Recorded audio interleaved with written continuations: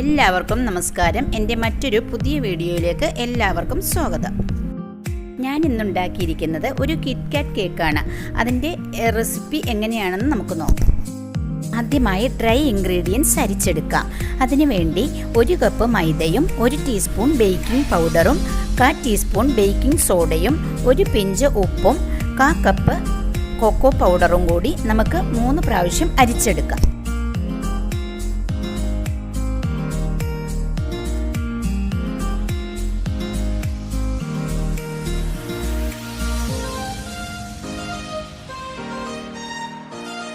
അരിച്ചെടുത്ത dry ingredients നമുക്ക് മറ്റൊരു ബൗളിലേക്ക് മാറ്റാം. നമുക്ക് കേക്കിന് വേണ്ട വിപ്പിംഗ് ക്രീം തയ്യാറാക്കാം. അതിനുവേണ്ടി 1 കപ്പ് വിപ്പിംഗ് ക്രീം ഒരു ബൗളിലേക്ക് ഇട്ടതിന് ശേഷം 1 ടീസ്പൂൺ വാനില എസൻസും 1 ടീസ്പൂൺ പഞ്ചസാരയും ചേർത്ത് നന്നായി ബീറ്റ് ചെയ്യുക.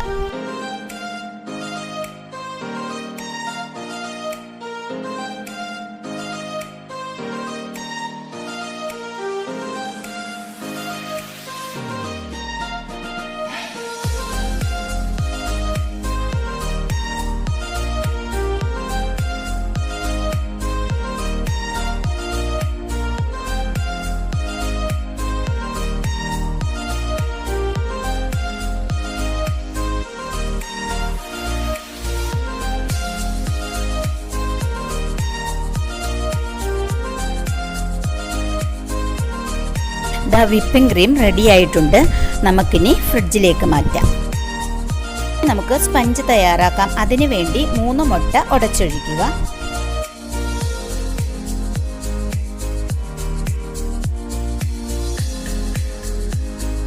ഒരു ടീസ്പൂൺ വാനില എസൻസും ചേർത്ത് നന്നായി ബീറ്റ് ചെയ്യുക.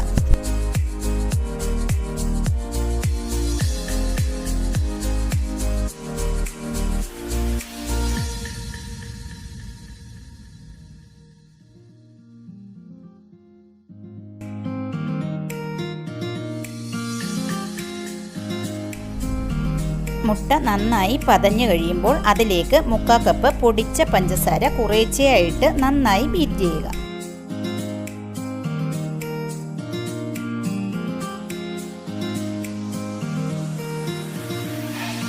ഇവയെല്ലാം കൂടി നന്നായി പതഞ്ഞു കഴിയുമ്പോൾ അതിലേക്ക് 1/4 കപ്പ് സൺഫ്ലവർ ഓയിൽ ഒഴിച്ച് ചെറുതായിട്ടൊന്ന് ബീറ്റ് ചെയ്യുക.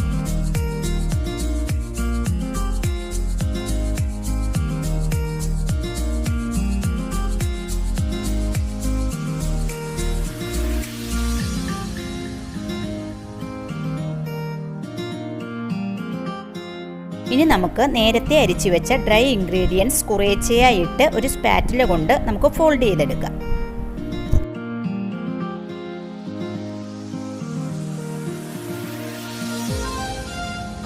ഫോൾഡ് ചെയ്തെടുത്ത ബാറ്റർ നമുക്ക് കേക്ക് ടിന്നിലേക്ക് ഒഴിച്ചു കൊടുക്കാം.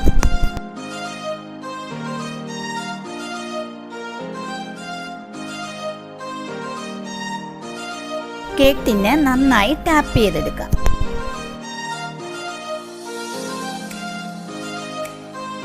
പ്രീഹീറ്റ് ചെയ്യാൻ വെച്ച പാനിലേക്ക് കേക്ക് ടിൻ ഇറക്കി വെച്ചതിന് ശേഷം ഒരു മൂടിയിട്ട് അതിൻ്റെ മേളിൽ ഒരു ഭാരം വെച്ചതിന് ശേഷം 30 മിനിറ്റ് കുക്ക് ചെയ്യാം.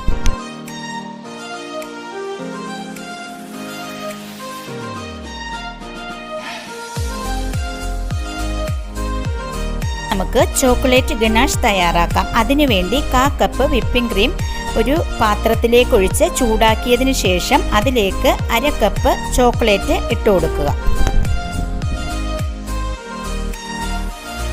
കേക്ക് ബോർഡിൽ അല്പം വിപ്പിംഗ് ക്രീം അപ്ലൈ ചെയ്തതിന് ശേഷം ഫസ്റ്റ് ലെയർ അതിന് മുകളിൽ വെച്ചു കൊടുക്കുക. അതിന് മുകളിൽ ഷുഗർ സിറപ്പ് ഒഴിച്ചു കൊടുക്കുക. അതിന് മുകളിൽ വിപ്പിംഗ് ക്രീം അപ്ലൈ ചെയ്യുക.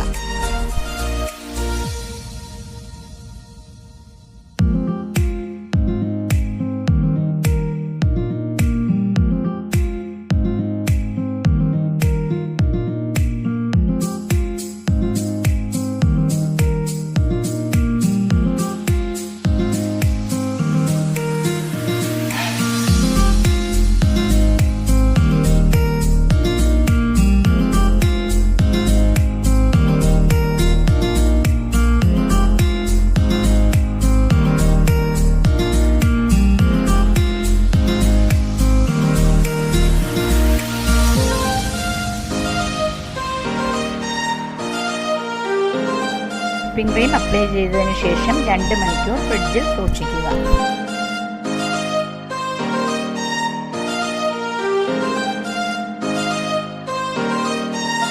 ചോക്ലേറ്റ് ഗനാഷ് ഒഴിച്ചിട്ട് എല്ലാം ഫുള്ളൊന്ന് കവർ ചെയ്യുക.